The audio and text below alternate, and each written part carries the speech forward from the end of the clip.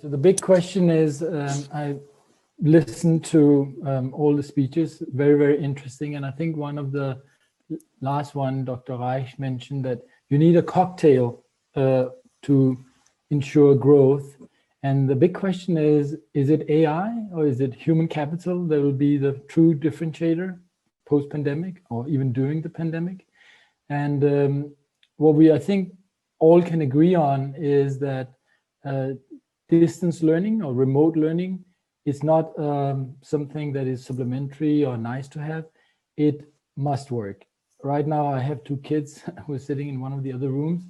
And so if I do get disturbed, it's because either the teacher is not able to manage the class or my son is having some challenges, right? So we've all learned as parents that e-learning is something that really right now under the pandemic has been needed to not replace the teachers, but to support. And I think what would be interesting is to see in, like, say, 2 years in the school systems globally, how much will we have learned from this pandemic? How much would we go back to how it was before? And how much, sort of say, think about it as a slider. Right now we are 100% online. Will we go zero? Will we be in the middle? And what I want to focus on, I will be focusing less on the school and education, but on the adult learning part, because we have all, like right now, also been sitting at home and doing our works, but also learning. So this event is about learning about how we can bring business and growth to the Baltic region. And we are learning, obviously, socially together by listening to the various speeches. We can communicate during the chat, but we're also learning. So the adult, how will we be learning? Will we come back to go to conferences like in the old days? Or will it be a blended model? That's what I'll be focusing on. Now, I also know, because we are talking about bringing and talent or bringing jobs to the region. So myself, I visited Estonia end of 2019, and I took a quick decision after meeting extremely talentful, both young people, but also established, mature businesses and government. So my company, Airline Lyceum, has a setup in Estonia, and we are really, really happy with that. So we are a global company, but it's just last year, before the pandemic, we actually started up in Estonia as an example of a tech company that is established in the region. Next slide, please. And so what was the state before the pandemic when it comes to adult and corporate learning? So billions of dollars every year before the pandemic was already being spent on training and development of people's skills in companies and organizations. And a lot of that also on e-learning, that undoubtedly obviously has changed over the last 12 months. But at that time, executives, according to many surveys, were not putting the value of what is the actual outcome of all the billions of dollars spent on doing skills building. Another thing that is important from a learning science perspective is to remember that a lot of what we are learning through an event, even today, we will be forgetting in a few days. So how do we make sure that learning and experiences stick?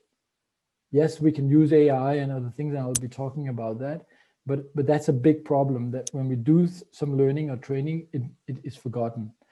And another thing that traditional learning ignores is the fact that there is a high level typically of unconscious incompetence in any organization. So you think you know something, but in reality you don't. So if you ask me, Vaiva, what are the largest city in the Baltics? If I say Tallinn, and you say, are you sure? I say, I know it. Then I'm unconscious incompetence, because Tallinn is not the biggest city in the three, in the Baltic region, right? So that's as an example. Maybe I'm wrong even. We can check that on Google maybe. Or Viva, you tell me if I'm wrong afterwards. Next slide. Yeah, but which is the biggest city? I'm Googling now. Good. You Google and we'll find out. Okay.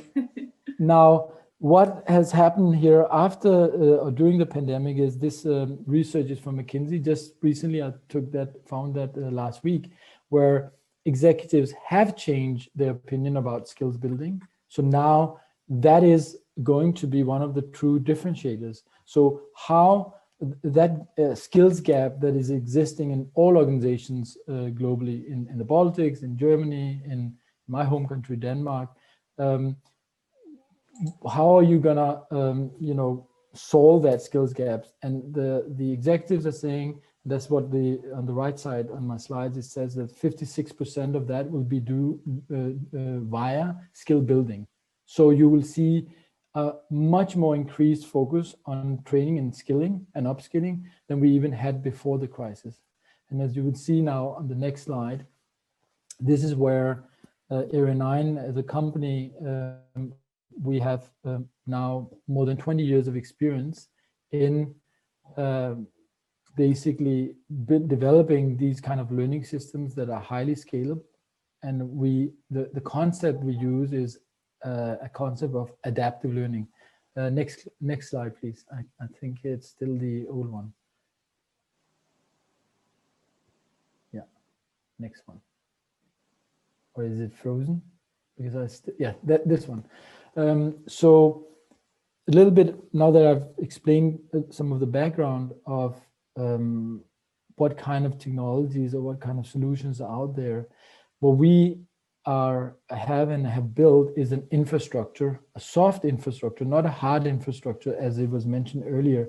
You need to build growth in a society. You need to have hard infrastructure, but also soft infrastructure. And what we built is a soft infrastructure to build personalized learning on, to take any kind of content, whether it's in book format or in a more traditional e-learning format, to intelligently curate that with human talent. And actually that's some of that human talent we have in Estonia. We have a dozen of what we call learning engineers. They are able to take content, use our AI technology, and turn it into very, very personalized education that keeps learners engaged. And we've done that across hundreds of clients and partners over the last 20 years and reached more than 30 million learners through these kind of technologies.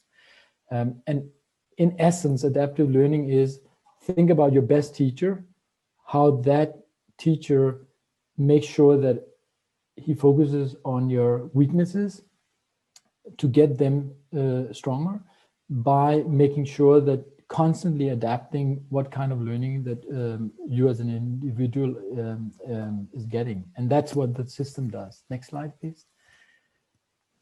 And the way it looks or it acts, it can be in many, many formats. Here are examples of some math where it's smaller kids. It can be in book format where it's called adaptive reading. So basically the ebook adapts to how you're reading it and how you are responding to questions while you're reading. So think about reading 1 or 2 pages and the system will start asking you questions regarding what you've read.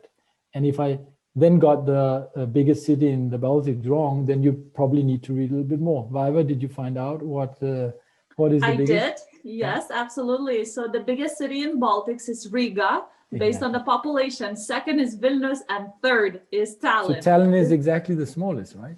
Exactly, well, based on the capitals of Baltics, yes. Yeah. The next slide, please. Good. And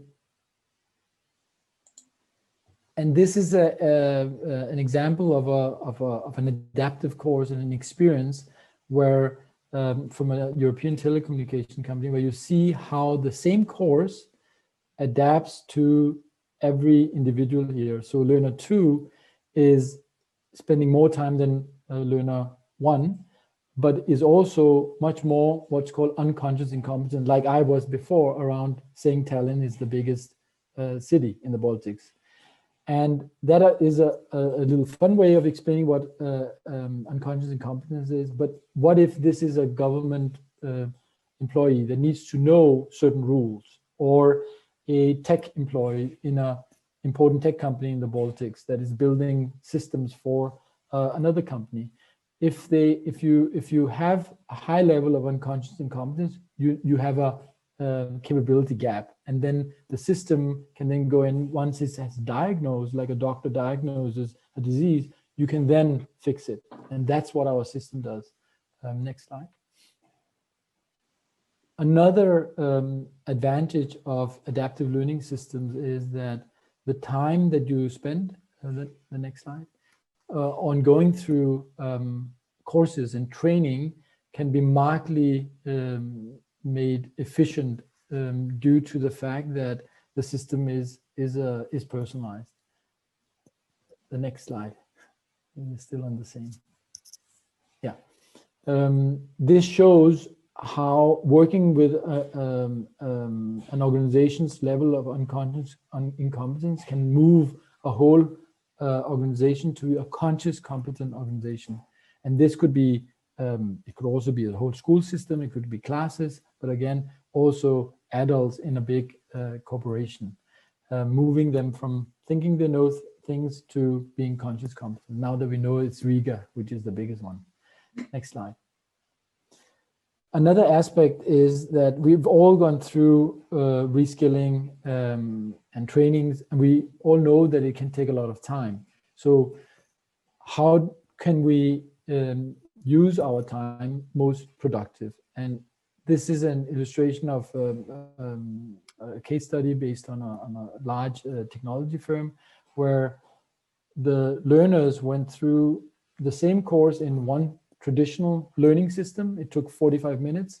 And in our system, that time was reduced to median 23 minutes. Not only did it take 50% less time to get knowledgeable, but you get everyone to become 100% proficient.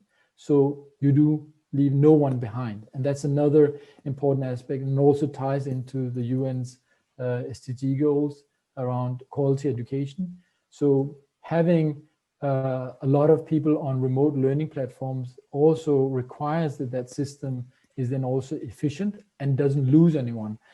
If we read a lot of the current reports from UN and other government agencies, we are losing not a whole generation, but this whole last year has really been hard to especially kids, where they have they're learning less.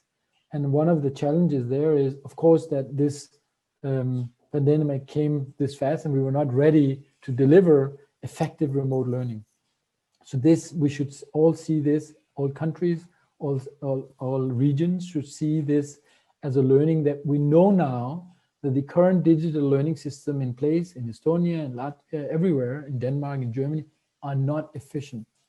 We need to take that extremely seriously, and hopefully when we are out of this through the vaccination, to review what systems are in place so that we can, based on evidence and the systems that have shown proof that they work, that we deploy those. Next slide, please. Another thing that is of course still important, and we are doing that right now, is that one thing is that the e-learning on the computer can take care of a lot of the education, but you still need teachers and instructors and coaches to help when it comes to education. And luckily, through advanced video streaming technologies, we've learned, all of us, how effective video conferencing and one-on-one video is. And we also have that embedded in our system. Next slide. Lastly, technology and adaptive learning in this case can take care of parts of what you need for developing 21st century learners. So the knowledge domain, which is the red circle, is something that computers are extremely efficient at and will get more and more improved. But the skills part and developing people's character, so mindfulness, curiosity, resilience that we all are showing that we have under this pandemic, that's the place where then humans can help further develop those. So the way we look at education technology, also called EdTech, is that it can't stand alone. it has to be part of an integrated, blended setup where instructors and teachers also need to be trained really well. So that's some of the investment that societies needs to do in order to learn from this pandemic, is that in order to truly learn from this, we need much more teacher training as well, on an instructor training on how do you develop adults as 21st century learners, looking at this holistic, we call it 4-dimensional educational framework. All right, so I think I'm done. If the last slide, if there's anyone who's interested in experiencing this kind of technology, I can throw in a link to